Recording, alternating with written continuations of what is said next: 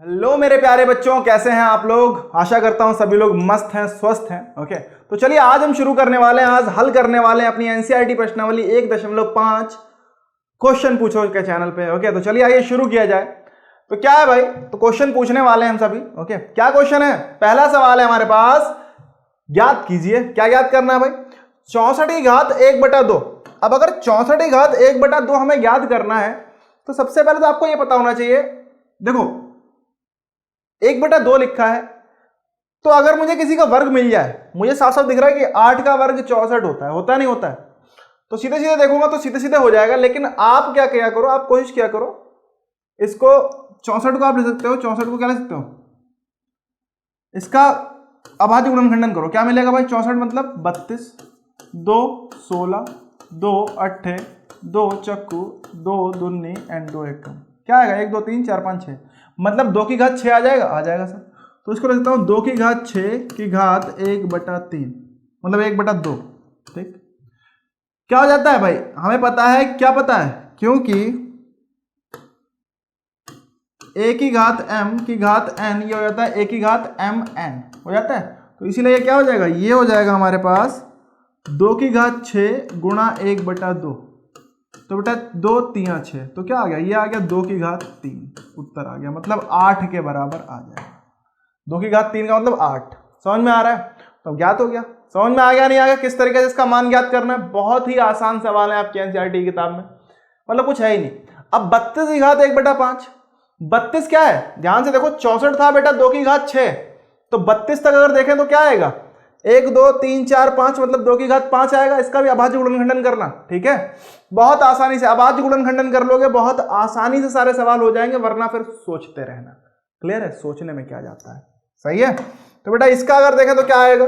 इसका हमारे पास आएगा 2 की घात 5 की घात 1/5। ओके, अब क्योंकि हमारे पास क्या, क्योंकि a की घात p की घात q क्या होता था? a की घात pq हो जाता था। तो बेटा इसी का इस्तेमाल करें तो क्या आएगा? ये आ जाएगा 2 की घात 5 गुणा 1/5। 5 से 5 चला गया, मतलब आ गया 2 की घात 1, और उसका उत्तर का मतलब क्या हो? 2 की घात 1 का मतलब किसी की घात 1 है, उसका मतलब 2 है। 2 पे कोई घात लगी है? नहीं लगी है। अगर नहीं लगी तो इसका मतलब समझ लेना कि 1 लगी हुई है। क्लियर है? नहीं क्लियर है? और 2 पे ही नहीं, किसी पे भी अगर कोई घात ना लगी हो तो समझना उस पर 1 घात लगी। क्या लगी? 1। ओके, अगला सवाल है हमारे पास 125। क्या है भाई? 125 घात 1/3 क्या है? 1/3। जरा ध्यान से देखो बालक, अब 125 बोले तो क्या होता है? 5 का घन होता है, मतलब 5 का क्यूब होता है। तो इसको ले सकता हूं मैं क्या, 5 का घन की घात 1/3। तो बेटा क्या हो जाएगा? ये तो बहुत आसान से हो गया, 5 की घात 3 गुणा 1/3। 3 से 3 गया, 5 की घात 1, मतलब आ गया 5 आंसर। अरे उत्तर आ गया 5। क्लियर है? नहीं क्लियर है? तो इस तरीके से आपने अपना पहला सवाल हल कर लिया है। जल्दी से अगर समझ में आया तो वीडियो को लाइक करो जल्दी से। ओके, तो ध्यान से देखिए, अगला भाई एनसीईआरटी प्रश्नावली 1.5 का दूसरा सवाल हमारे पास है। इसमें मैं कुछ मान ही ज्ञात करने थे, वो लिखा है ज्ञात कीजिए, इनका मान ज्ञात करना है। अब 9 की घात 3/2 का मान क्या होगा ये बताना है। तो 9 को जरा ध्यान से देखो, 9 को लिख सकता हूं मैं क्या, 9 को लिख सकता हूं 3 का वर्ग लिख सकते हो सर, की घात 3/2। तो बेटा क्या होगा? ये हो गया 9 की घात मतलब 3 की घात 2 गुणा 3/2। 2 से 2 चला गया, उत्तर आ गया हमारा 3 की घात 3। और अगर ज्यादा लिखना हो तो ये 27 हो जाएगा। क्या हो जाएगा? 27। 3 3 9 27 हो जाएगा। हो जाएगा सर, बहुत सही। पहला हल हो गया। ठीक, ये हमारा उत्तर हो गया। ठीक है, सही है। अगला देखो 32 की घात 2/5। 32 क्या होता था?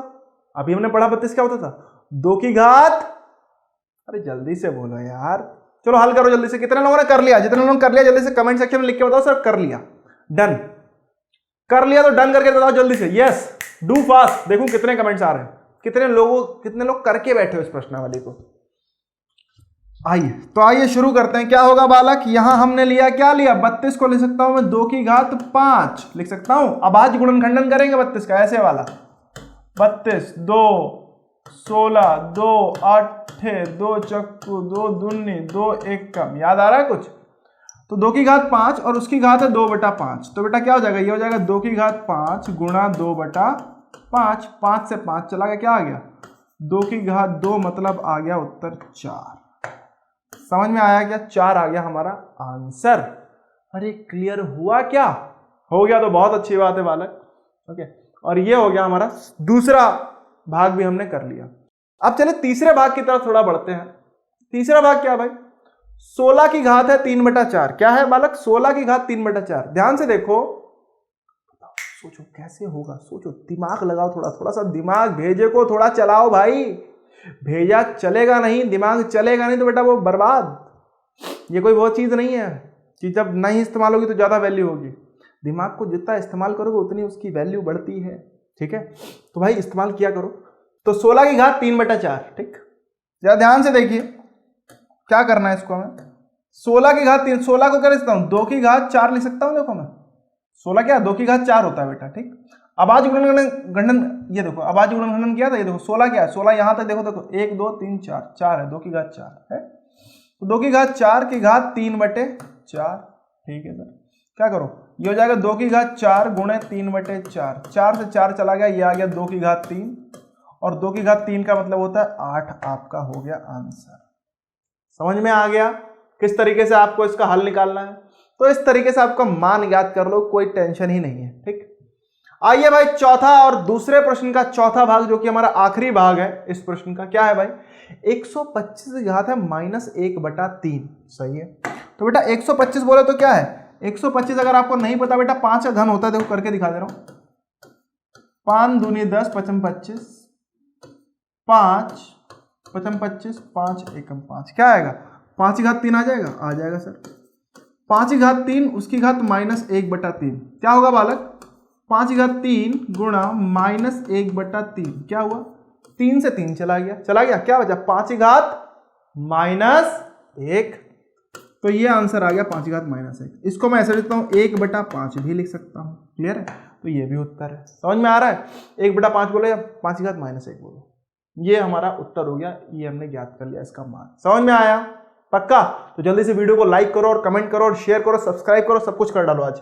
ओके, आज कुछ बचना नहीं चाहिए। क्लियर है, चलो भाई हमारे पास अगला प्रश्न है, सवाल नंबर 3 है। सरल करना है हमें इनको, क्या करना है, सरल। किस तरीके से करें सर, देखो भाई 2 की घात 2/3 गुणा 2 की घात 1/5। देखो बेटा ये जो बिंदु लगा है, बिंदु का मतलब गुणा होता है, क्या होता है, गुणा। ठीक है, या कुछ ना लिखा हो बीच में दो संख्याओं के बीच, तो मान लेना वो दोनों संख्याएं गुणन में है। ठीक, तो बेटा ध्यान से देखो, अब गुणा में क्या होता है आपको पता होगा, क्योंकि a की घात m गुणा a की घात n बराबर होता है a की घात m प्लस n होता है। आप p q ले लो, कोई फर्क नहीं पड़ता, बस मैं तो नियम लिख रहा हूं, ये नियम होता है क्योंकि। तो बेटा तो हम क्या कर सकते हैं, हम कर देते हैं 2 की घात 2/3 और प्लस 1/5 कर दो, कर दिया सर। इसका लासा लो, क्या आएगा भाई 15, 3 पंजे 15 और 5 दूनी 10 प्लस 5 तिया 15, 3, तो बेटा क्या आ गया, ये आ गया 2 की घात 13/15, और ये हो गया हमारा उत्तर। समझ में आ गया भाई, 2 की घात 13/15 हमारा क्या हो गया, आंसर हो गया। समझ में आ गया बेटा, पहला वाला आ गया सर, बहुत बढ़िया बालक। इस तरीके से हल होगा, बहुत आसान आसान है, कुछ है नहीं इसमें। अगला सवाल है हमारे पास, क्या भाई, 1/3 की घात 3 और उस पूरे घात 7। क्या करो, 7 को अंदर ले आओ, क्या होगा 1 की घात 7 बटे में 3 की घात 3 और उसकी घात हो जाएगी 7।